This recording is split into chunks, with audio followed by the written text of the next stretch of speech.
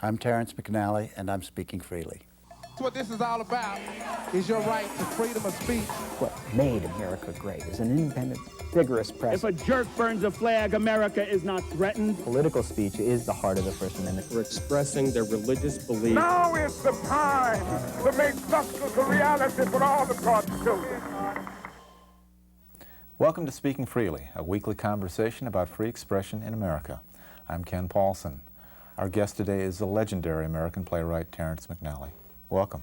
Thanks. Great to have you here. Legendary, I hadn't heard that one before. Oh, legendary means... been called a lot of things, but not that. I like that better than some of the things I've been called. Highly bankable, would that work? Well, that's pretty good. That's good too. Yeah, I've read seldom heard in connection with my name. I've read that you are one of the few playwrights in America who can count on anything you write being produced. Is that true? I wish I could say that. No. Oh, okay. I think I have maybe more of a chance than someone just beginning, but I think Arthur Miller and Edward Albee wonder who's going to produce their next plays too. We all do. I see. It's a difficult time for a serious playwright. You wrote a great piece, I guess it was American Theater Magazine, talking about what I know about being a playwright now. And I was really struck by one of the points you made there. You said, write plays that matter, raise the stakes, shout, yell, holler, but make yourself heard. It's time for playwrights to reclaim the theater. Who took it away? I think production costs started it, kind of fear that this may not please a lot of people, so let's, do the most obvious thing. And I profoundly believe that that is what went wrong with the Broadway theater in terms of the serious drama, not what has gone wrong with the American theater, which I think is very healthy. A lot of people, when they're talking about the theater, mean the Broadway theater. Right now, serious plays on Broadway are very, very much an endangered species. Serious plays around the country, or in New York, where I live, off-Broadway, off, I think are pretty healthy. And no, it's not any better or any worse than it was in, quote, the Golden Age. The Golden Age means when the Arthur Millers and Tennessee Williams, their plays were automatically done on Broadway. Now that's not true. At a time, though, of increasing production costs, why is there not a temptation to do something that's relatively simple that doesn't require a cast of 47? Well, the costs in the theater are not the size of the cast. It's theater rents, it's advertising in the New York Times, it's having crews backstage when there's not a single set change, but you got to pay 8 guys to sit there, and musicians, and it's a very complicated subject, but I think people who work in Broadway theater got very greedy a few years back, probably in the 60s, late 50s, and it's just, even the simplest play on Broadway now costs millions of dollars, and the big musicals are now $10, $12 million. That's scary. I mean, I'd be conservative if someone said, do you want to invest $10 million? I'd say, well, what's the chance of return? Have the audiences changed? I don't know. No, I think I basically feel audiences go when they hear the show is good and fresh and has something to say. So I don't think they've really changed. As Broadway gets more expensive, I think you get an older crowd, because when I was a young man, I didn't have the price except for standing room or last row of the balcony, which in the late 50s when I first came to New York, I think it was $2.90 you could sit in the balcony. And that's where I sat, and I thought maybe one day I'll get to sit downstairs, but I think young people don't have the money in their pockets. Your very first visit to Broadway, you saw Ethel Merman? Yeah, well, my parents took me, and I was about 5 years old. And did that ignite something for you? Yeah, I did. But more than that, I think it was my parents. I grew up in Corpus Christi, Texas. They were New Yorkers. They came to New York once a year and always brought back theater programs and displayed them on the coffee table. And I was very impressed by that. And I remember, for example, how moved they were by Death of a Salesman. And I thought, gee, theater must be this wonderful place where you can really affect people and change how they feel, how they think. And that always seemed very important to me. And but when I came to New York, I went to Columbia. My very first night here, I wanted to see My Fair Lady, and they said, oh, the standing room gets sold in the morning. You have to sleep in the sidewalk to see it. So the next thing I wanted to see was Damn Yankees, and Gwen Verdon was still in it. So that was the very first night in New York, and I had standing room for that. And then the next night, I learned to get in the line outside the Mark Hellinger Theater at midnight. We slept on the sidewalk, and then when the box office opened at 10, the 25 standing room places were sold within 5 minutes. And I came back that night. I went home and got a nap. And I don't know how I survived Columbia. I went to the theater so much. Do you still get that kind of emotional rush when you go to a show today? I think everyone does. When the lights go down and the curtain goes up, how can you not get a rush? I mean, not be human. You described in your discussion about playwrights and writing for the theater about touching people's emotions, affecting the way they view the world. And of course, that's the way some journalists operate as well. And you gave some thought to being in journalism. I did. I very much wanted to be a journalist originally. I thought it was very exciting. But when I'd work on the Caller Times, which is the Corpus Christi paper, in the summer, I started in high school and I worked there while I was in college. TV journalism was just beginning, and I was sitting there writing and somebody else was filming, or you'd stay in the paper extra late because something had happened, and you get in the car at 1 a.m. it's on the radio, and I thought, my ego, this is not going to please me. I understand you got into a little bit of trouble from an interview with LBJ. I did, which is another reason I said, if I'm going to be a writer, it's got to be a little more creative. They sent me to interview him, and I was about 19 or 20, but I looked about 14 still, and he was, and his age were a little surprised to see this kid walk into his hotel suite in Corpus. But while I was interviewing him about oil depletion tax, something of which I had no interest, but why I'd been sent there and why he was in Corpus Christi, because there's a lot of oil there, he got a call from someone said, it's Bird, or it's Mrs. Johnson.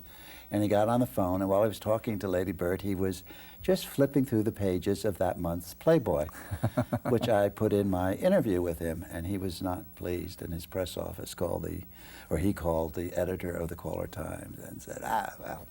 And I thought, that was the most interesting thing that happened all afternoon.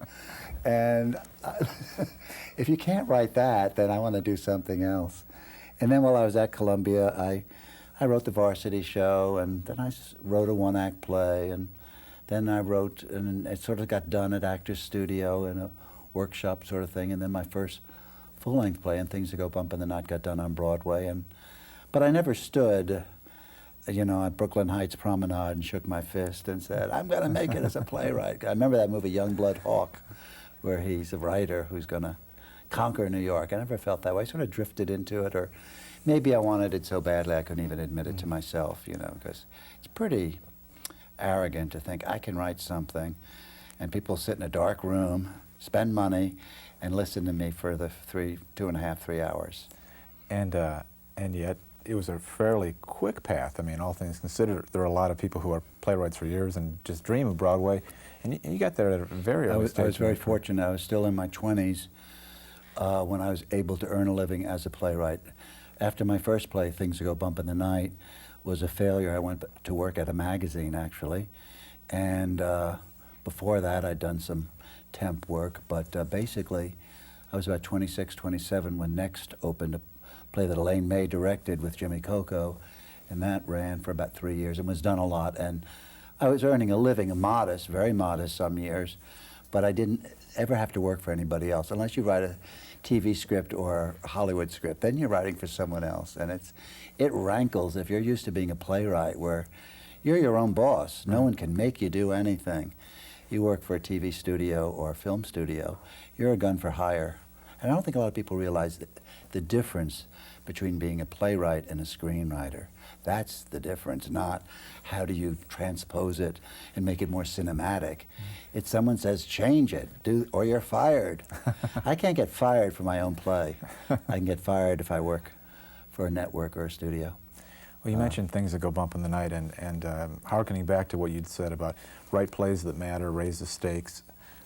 You've got this track record of work that make people shout, yell, and holler back at you, and that very first play on Broadway kind of started that reputation. Can you talk a little bit about the reaction to the play? To Things That Go Bump in the Night. Yeah. I can't say I expected it.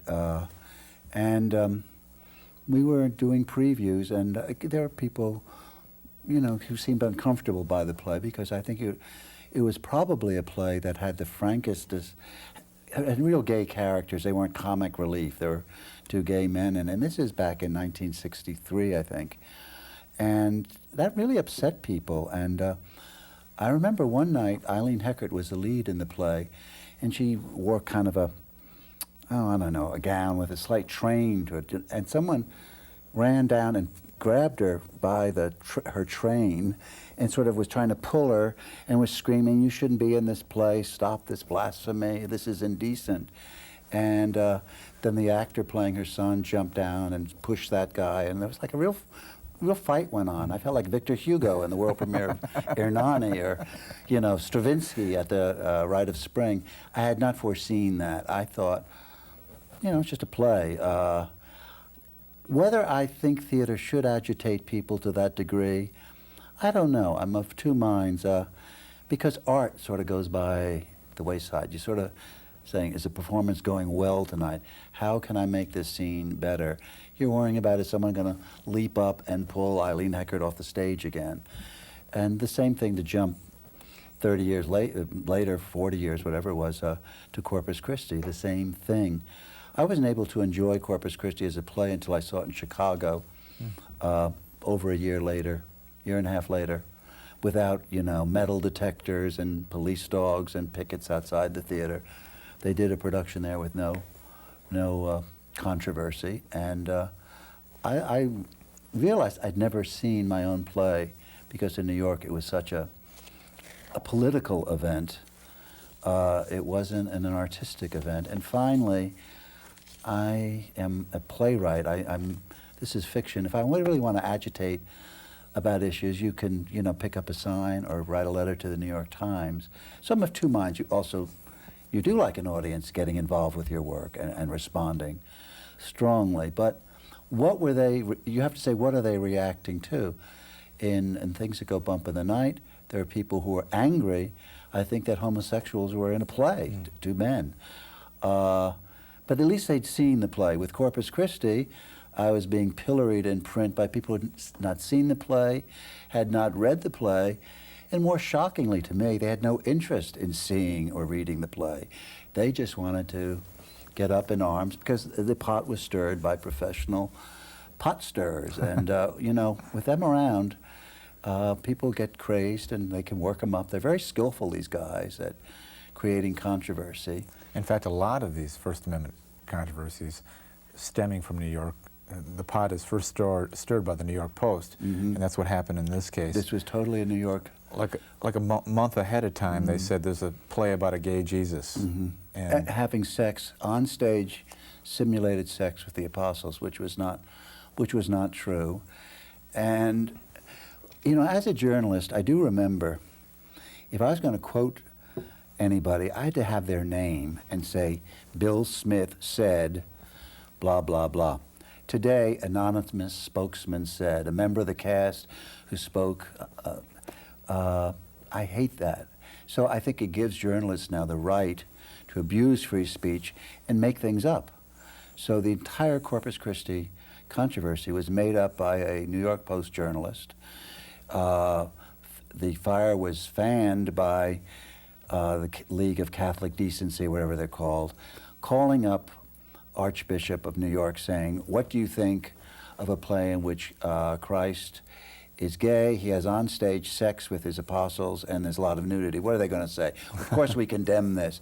So all of this, and then the ironic thing finally, when the play opened and it did not have nudity, on stage simulated sex, Christ and the apostles, the same writer said he learned from an anonymous cast member that I had bowed to the pressure and cut all the sex scenes and cut all the nudity.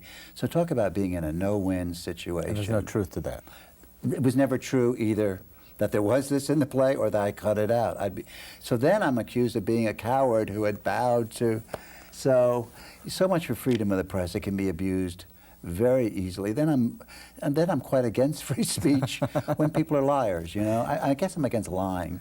I'm all for free speech, believe me, because without free speech, then you suddenly don't have free thought. And which is the downside of a Corpus Christi episode.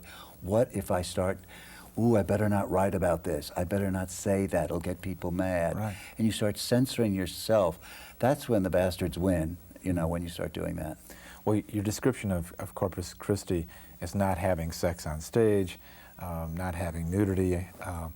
That really won't comfort the people who are upset by the depiction of Jesus or Joshua. But they wouldn't admit that, you see. They wouldn't say, what we object to in this play is that you're saying Christ and his apostles are possible. You know, oh, it was like, what if they were gay men? We've told the story many different ways. I told, what if they were gay men? I'm sort of been fascinated why people have never written about the sexuality of Christ and the apostles. It's like, we don't want to go there. So I think the issue was, for them, was really homophobia. And it's so interesting, the people who protested the most, the Catholics, the play was written and performed long before their own scandals and with the priesthood. So it'll be very interesting how this would all play today. But I think homophobia was the issue, and but they're not going to say that. You're a guy who your entire career has had pockets of controversy, and beginning with the first play on Broadway, and arguably peaked with Corpus Christi. Were you ever concerned about your personal safety? No, and I probably should have been.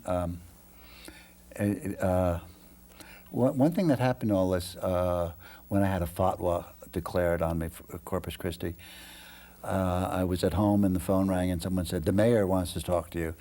And Giuliani got on. I was only on the phone with him for like a minute, but he did say, as long as I'm mayor of this city, you know, your safety is guaranteed. And there were sort of two detectives sort of followed me around up through the day the play closed. Then I was on my own again.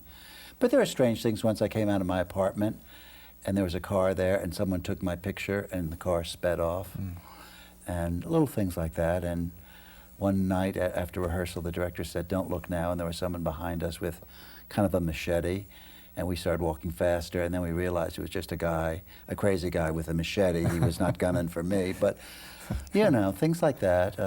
But it's really the psychological fear I hope when I write a new play that it has not crept into my work. I don't think it has, but that's what I think they'd like to do finally, is silence you, you know, and that's when it gets scary.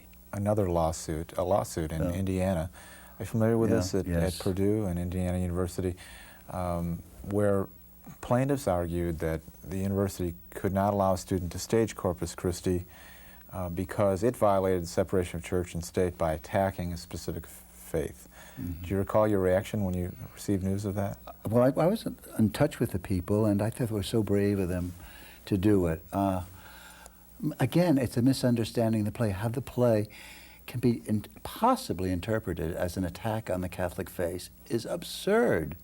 Now, if you want to say it's an outrage to the public whose tax money would pay for this production, the notion that Christ and his apostles could have been gay men, that's a totally different issue, but no one ever says that. They say it's an attack on the Catholic Church. The Catholic Church didn't even exist at the time of the crucifixion. You know, it came. So it's misunderstanding, and it's people, I think, making the wrong issue because they're afraid to really speak their mind and say, we don't want students with tax money put on a play in which it's all right to be gay. I mean, on the simplest level, it's all right to be a gay Jesus Christ in Corpus Christi, and people have a lot of trouble with that.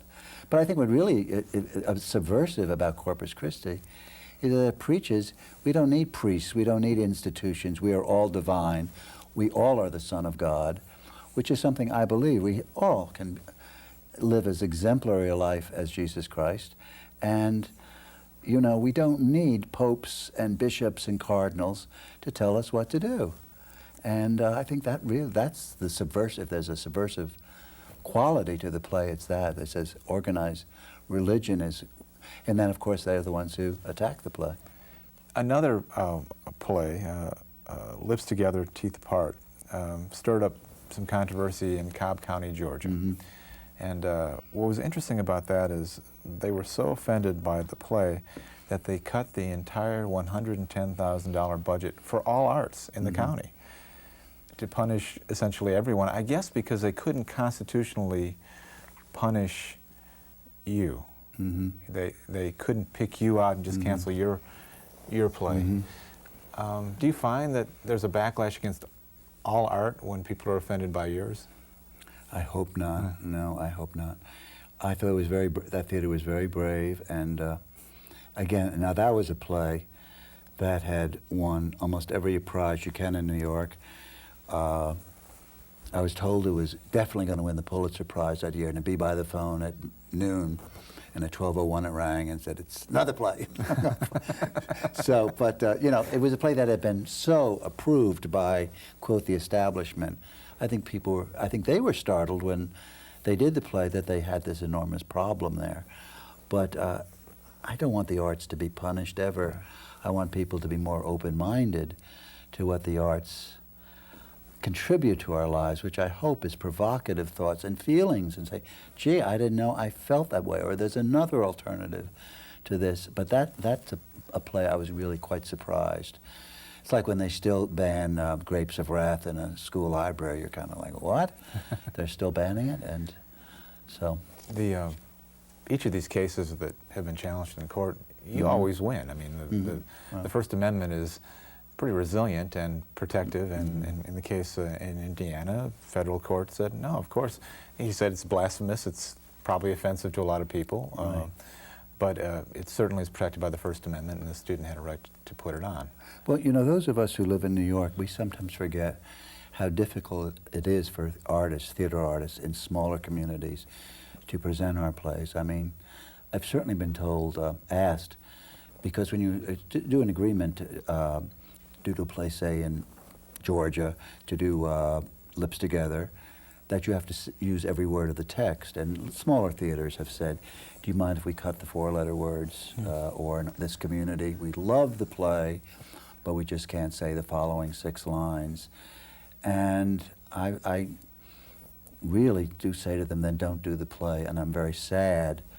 But I hope you make it clear to your subscribers why you're not doing the play, that, you know, you feel that the language, or that you'll get in trouble with local people. Because I think once you start chipping away at the language, then you're chipping away at the meaning, and it's not just a question of 4-letter words, which people say it is. It's a whole other thing, and I think it's so, you know, you either want to do a play by Terrence McNally or you don't. I don't want a boulderized version of my play on just to get it on. So, but I'm very aware of the real courage it takes for a small town to do Love, Valor, Compassion, for example, which is one play of mine in which all the characters are gay, and that has not bothered a lot of people, I guess, or, you know, I haven't heard too much about controversy there. And it may have bothered them in 1962, and maybe not today. I hope there's been real change in those areas.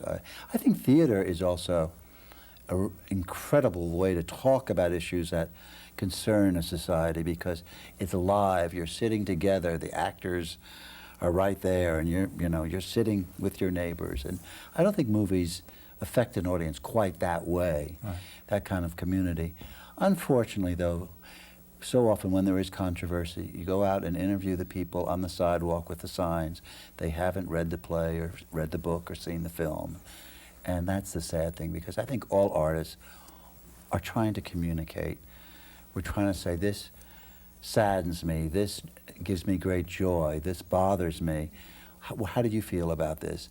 The goal of a play is not to have pickets outside the theater and death threats. It's to start a dialogue between people who think they're not interested, who think they hate. When you can, I would say, this is, to me, is the point of writing. I wrote a piece for public television called Andre's Mother, and it was televised nationally. And I must have gotten close to 100 pieces of mail saying how much the film meant to these people. And it's a play about a woman, a mother, who's rejected her son for being gay. And the letters were all signed Pete's mother, Bill's mother, Tom's mother. That's why you're really a writer, or I'm a writer, to have reached people like that and touched them. We just have a couple of minutes left. we began talking about the need to write plays that have meaning and that matter. Whose work has moved you? What are the examples you would cite of plays that really open up your eyes to a different perspective or touch your heart in a meaningful way? In American writers, I would have to start with Eugene O'Neill. And Death of a Salesman is a profoundly moving play to this day. I had a high school English teacher who got me really in love with Shakespeare, not afraid of him at a very early age, sophomore year in high school. So I read him probably the most. I think he's the best writer, forget playwright, just best writer, smartest person who ever lived, and a real role model. And his plays have a wonderful arc. She had us read his plays in order he wrote them, not histories, comedies, tragedies, and I owe her a lot. Her name is Miss McElroy, and Frankie and Johnny, which is being done on Broadway, is dedicated to her. And that's a nice way of saying thank you to someone who really changed your life through words. Thank you for joining us here today. Thank you. Our guest today has been American playwright Terrence McNally. Join us again for Speaking Freely.